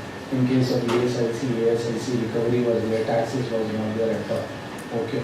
So, but operationally, how it will get implemented if it becomes applicable for everyone, not only the absences from duty. many organizations have these advances policy when you recover right in the subsequent month, or say many companies will have stock purchase plan where you contribute a part of your salary towards ESOP purchase of the organization or the share purchase. So what happens? And practically in case of bonus payout in a particular month, you will see that your tax rate or the overall amount itself, it has gone beyond 50%, right? Because say there could be a marginal rate which is more around 39%, and then there are PF which is say 12% or whatever. So in all possibility, it will exceed 50% in certain cases. So the feedback, as we have seen in last 3-4 years, right after the draft rules were put in place, feedback has gone. We'll have to see how it comes in the revised draft rules. So, and the second one was on the full and final settlement within the 2 days, right? That also becomes an administrative task for the organization to follow. And what, again, the full and final settlement of wages. So for full and final settlement of wages, what do you consider? Whether it is only that particular month's salary or whether it includes leave encashment, gratuity, anyways you have 30 days timeline. So this clarity not there on the ground. Okay. Now the question is whether these are subject to interpretation. To my mind, no, because these will be operational aspects. Either it comes out as a clarification, otherwise we'll have to follow what is there in the law. Again, see, these are the employee registers which we'll have to maintain. The way you do the muster roll today, you have all these details. Now these can be maintained electronically as well, which is a very welcome move because many organizations in many states, there was a requirement to keep it physically in the office. Now it can be maintained in a spreadsheet or a drive, or so that at the time of inspection you can just show it to them. Barring that, most of the details which are required to be reported today, this is there in this particular form. Again, date slip, it is not a format. Again, what are the contents, it has to go in the date slip. UN number as a practice, you will see many organizations today already reporting UN number in the pay slip already, right? And attendance, wage period, all these details are there. So there is not much changes there if you look at it. Primarily the changes was only in the appointment letter which you have to issue and quote the Aadhaar number, LIN number, and reissue within the 90 days.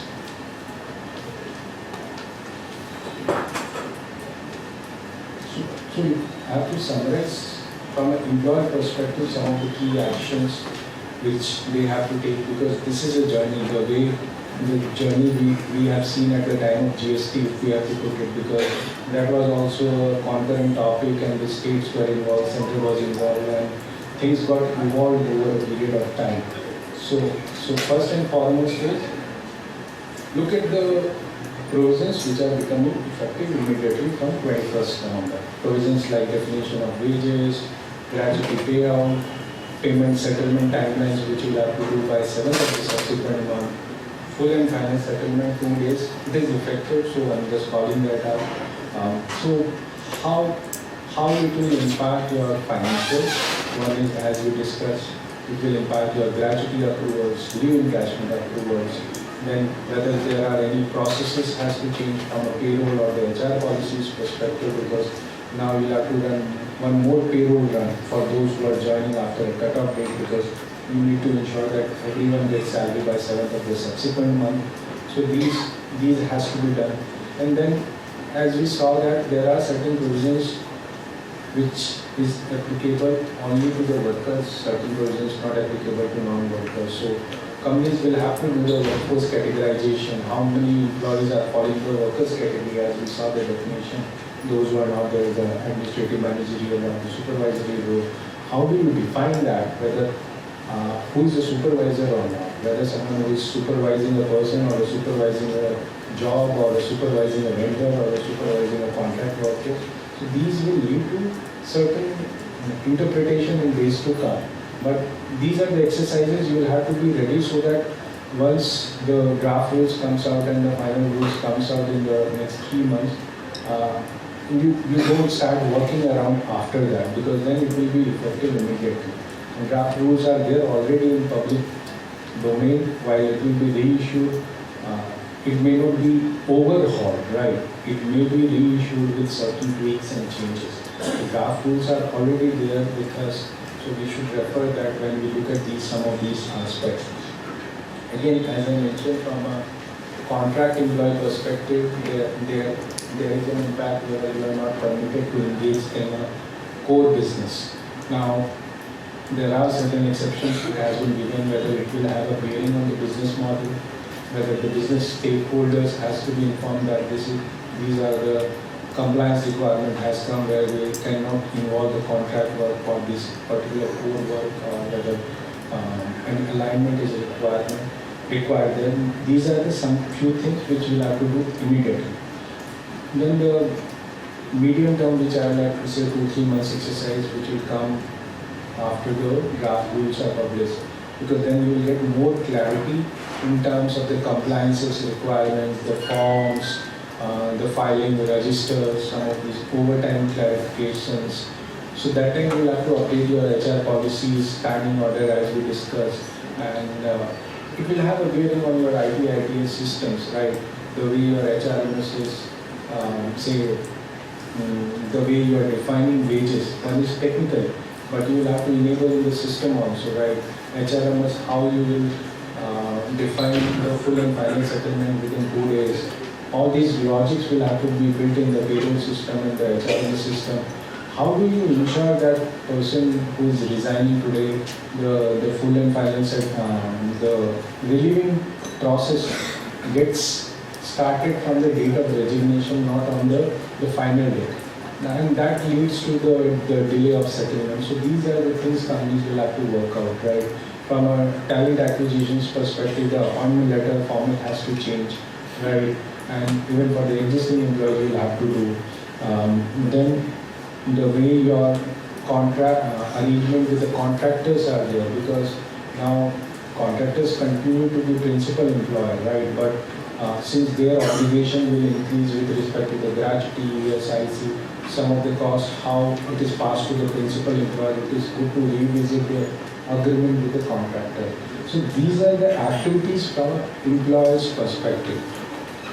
As an auditor, if I have to summarize, what we'll have to see, the first is the gratuity provisions and the leave encashment provisions, whether it is being done based on the revised definition of wages or not, how the provisions has been built in the books, right? Whether the companies are providing for gratuity for the FTEs with more than 12 months or more service period. Service period criteria does not change for the regular employees, but for the FTE it has changed to 12 months. What is being done there? Once the minimum wages rules are or the notifications are out, then the overtime provisions will also trigger. So whatever is being paid to the employees, whether it is in line with the national floor wage ceiling, and if state wage floor wages was already there, as I mentioned, they cannot reduce the state floor ceiling below than the national floor ceiling, so it has to align from that perspective. Again, how the workers and the non-workers categorization has been done, what is the logics has been built in behind that. A lot of these things will be subject to interpretation, no doubt, but there should be prudence around that, right? How your salary structure is there, right? How you are putting components in the excluded criteria, what you are doing for the one-time payouts, ESOPs and all. And again, then there will be a compliance requirement, right? And compliance requirement, as we know, that it will flow from the rules and the forms, but those may be a topic for the subsequent quarter. And as I discussed in the beginning, we are expecting the draft rules to come out later part of this month. We'll also have one more session sometime in the first month of 2026 here, and there we'll cover what is there in the draft rules. So maybe I'll pause here for questions. Any notice period regulations are there in this sector? Any notice period regulations? For example, 30 days notice or 60 days notice or some So companies those- ask us a 90 days notice. So those continues for what was there for those workers category. Okay, so that was there for in the Industrial Dispute Act 21 days. Okay, and since it has been subsumed in the IR code, it will continue. But again, those who are in the workers category. But for other employees, again, it flows from the contract.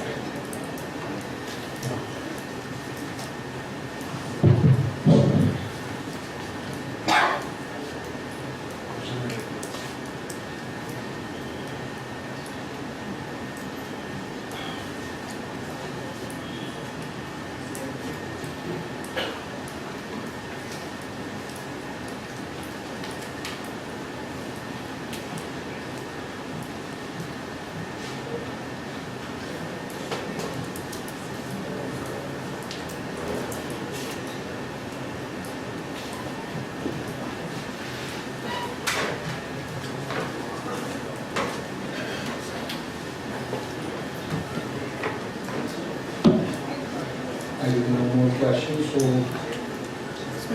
yes. When the Factories Act is applicable, Shops and Establishment Act will not be applicable.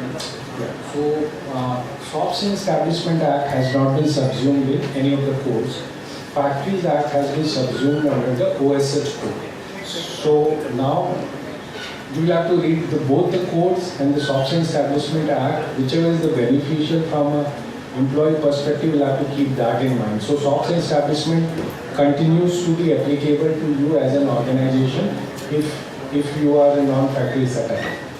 If it is a non-factory, if it is a factory, Shops and Establishment Act does not come into picture. So Shops and Establishment Act, no changes to that. Whatever was there earlier. So Shops and Establishment Act today also it was not triggering to certain sector of the organizations. So that position will continue. Yeah, that means where Shops and Establishment Act is applicable, it is not applicable to a factory. So it can't be a mutually exclusive. I think Shops and Establishment Act excludes that, no?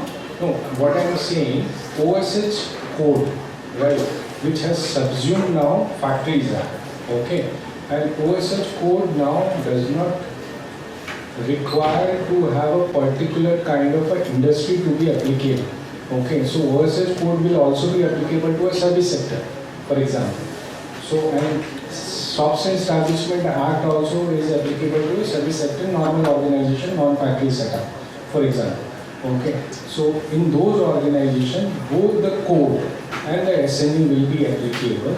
Both the provisions has to be read in line with each other. Giving an example for the leave provisions itself. Exactly. 45 and 30 days. 45 is there in the Karnataka carry forward, but in the OSH code it talks about the leave encashment mandatory for those who are in the workers category beyond 30 days of leave balances. So at the same time you will have to enable the leave carry forward provisions, but in case employees ask for the encashment, you will have to do that on an annual basis. Thanks.